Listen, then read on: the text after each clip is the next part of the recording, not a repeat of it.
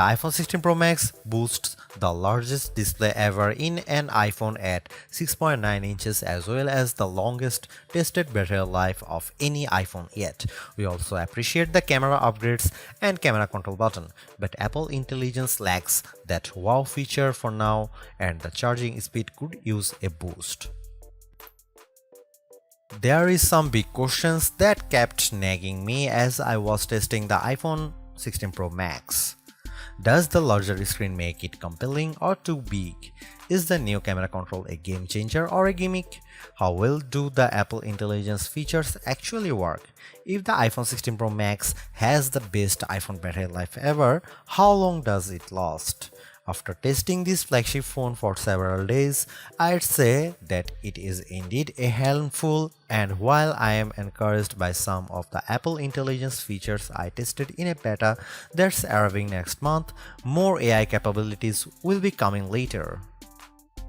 Still, the battery life from the iPhone 16 Pro Max is insane and the camera's predictably great, so this is one of the best phones money can buy. Apple clearly still has some catching up to do with AI and the design hasn't changed much with the exception of slightly slimmer bezels. But this is the new iPhone I'd buy with my money. The ginormous 6.9-inch iPhone 16 Pro Max starts at $1,199 US with 256 GB of storage and goes on sale September 20. You can upgrade to 512 GB for $200 more and another $200 will get you 1 TB. I have been a Pro Max user for years since the iPhone 11 Pro Max, but after testing the new iPhones, I'm actually torn about the iPhone 16 Pro Max.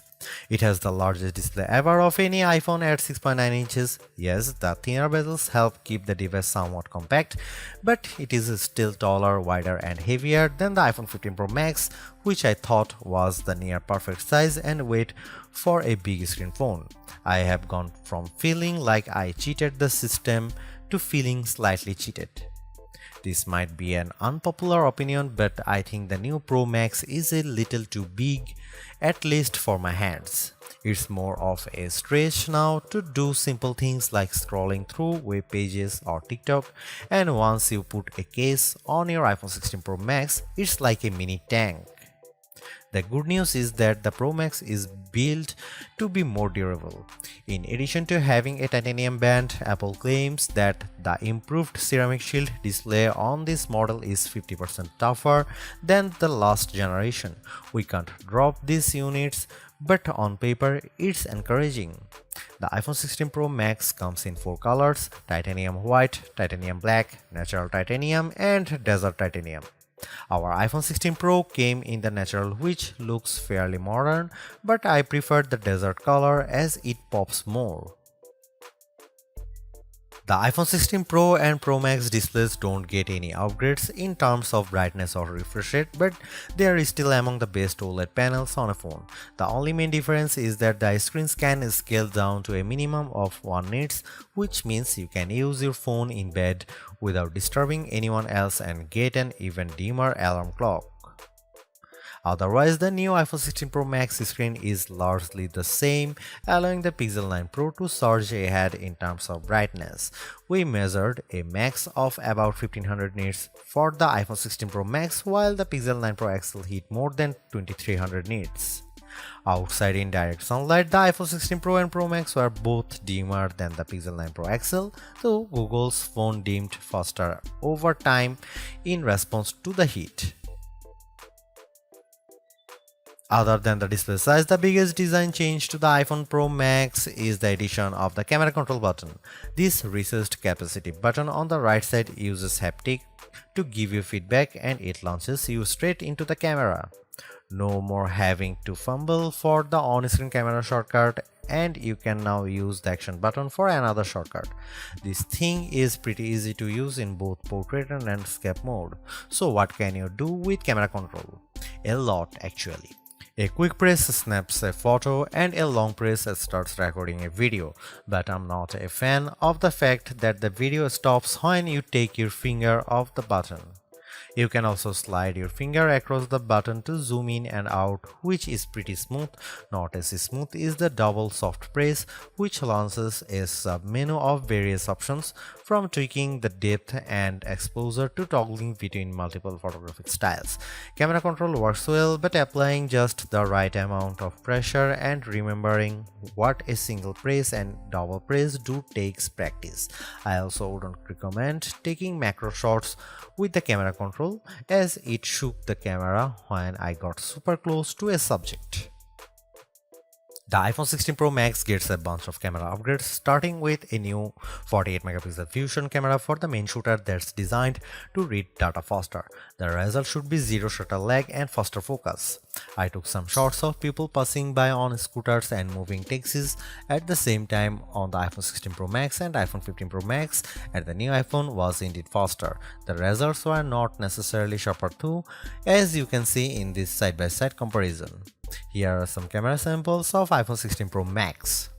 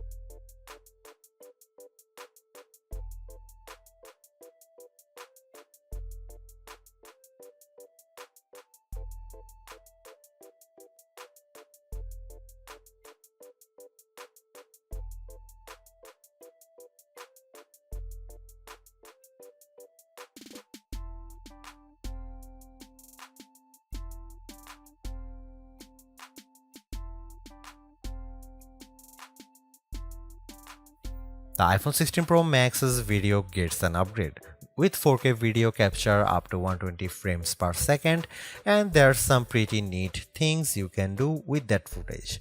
Using the playback speed controls, I could slow down a ping pong match to 50%, 25% or 20%, and the footage still looked sharp.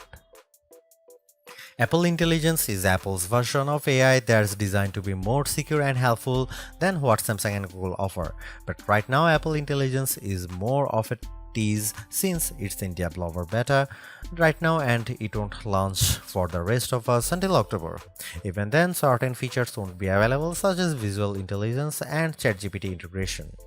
So what will you be able to do with the Apple Intelligence starting in October? It starts with a new Siri. The assistant has been revamped, starting with a redesign that makes the whole outside of the display glow when summoned.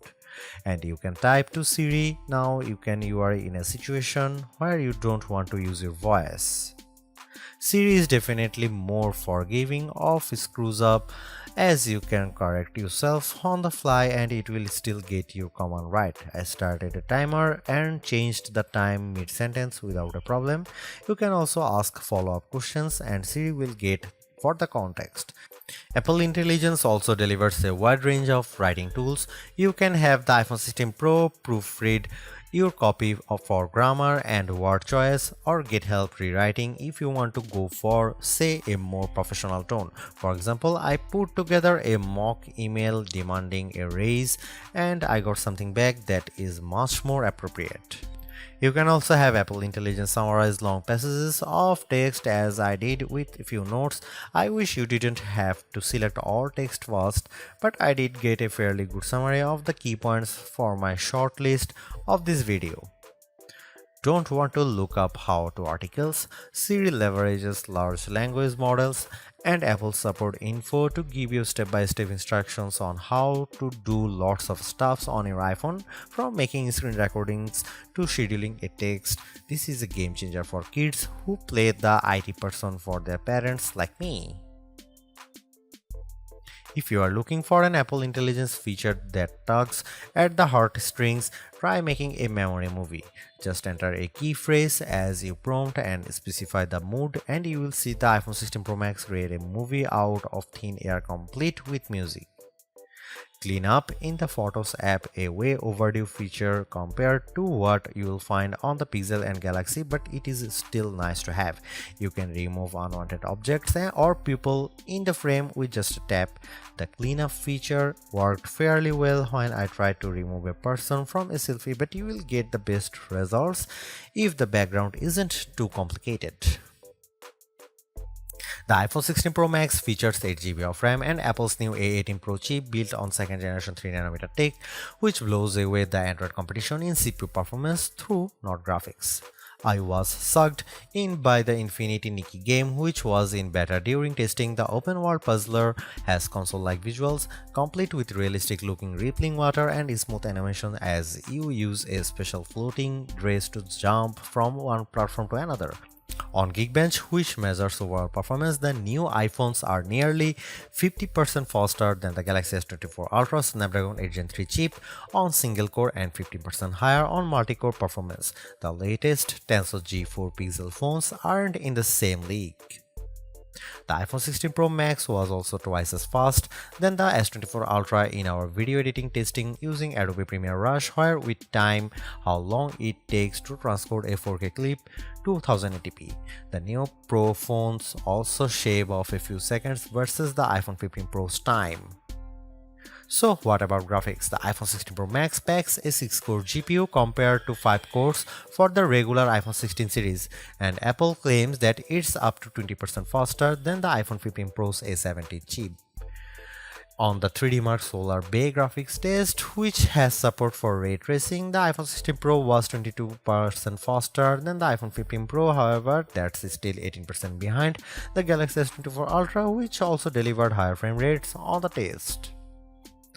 There is one other performance test we ran to see if Apple's claims of better sustained performance are legit. The iPhone 16 Pro Max features a new internal design with a graphite-clad aluminum substructure that's supposed to result in 20% better sustained performance. Interestingly, the iPhone 16 Pro Max turned in a very strong so-called stability score of 84% on our 3D Mark Wildlife stress test, which is better than the 75% from the iPhone 15 Pro Max. But the iPhone 16 Pro hit only 66%. It hit a higher overall loop score but had bigger drop-off. The Galaxy S24 Ultra's score was even worse at 60.4%. Thanks to the larger batteries and other efficiencies, Apple says the iPhone 16 Pro Max has the best iPhone battery life ever, and our testing backs that up. In our battery test, which involves continuous web surfing over 5G at 150 nits of screen brightness, the iPhone 16 Pro Max lasted for an insane 18 hours and 6 minutes. That's 4 hours longer than the iPhone 15 Pro Max and more than an hour longer than the already great Galaxy S24 Ultra. Unfortunately, the iPhone 16 Pro and Pro Max still offer the same lame charging speed.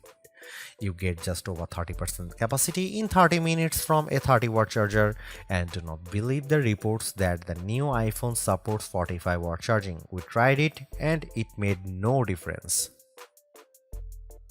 The iPhone 16 Pro Max runs iOS 18 and Apple Intelligence is just one of many new features. You can learn more about it in our full iOS 18 review, but some of the key highlights include the ability to further customize the home screen and control center, as well as a redesigned Photos app that makes it easier to personalize the look and find your photos by topic. iOS 18 also includes messages upgrades such as adding effects to outgoing messages and tapback options, RCS support, and the ability to schedule messages for later. A dedicated passwords app and the ability to pay others with a tap to cash are among the other highlights. The iPhone 16 Pro Max is indeed an iterative upgrade, and maybe it wouldn't feel that way if Apple Intelligence was available today along with all the promised features. Instead, it's going to trickle out over time, so I would not to be in a rush to upgrade. Having said that, I think that iPhone 16 Pro Max is the best phone money can buy right now if you want the biggest screen and longest battery life. It lags in zoom versus the S24 Ultra, but you get more endurance, better camera quality, and plenty of creative features like photographic styles and audio mix. I actually preferred the AI capabilities of the Pixel 9 Pro XL series with its smarter Gemini Live voice assistant and other features like Add Me for photos and Pixel screenshots. But the Pixel's performance and battery life trail the iPhone 16 Pro Max. For me, the iPhone 16 Pro Max retains its title as the best phone, but it's not because of Apple Intelligence.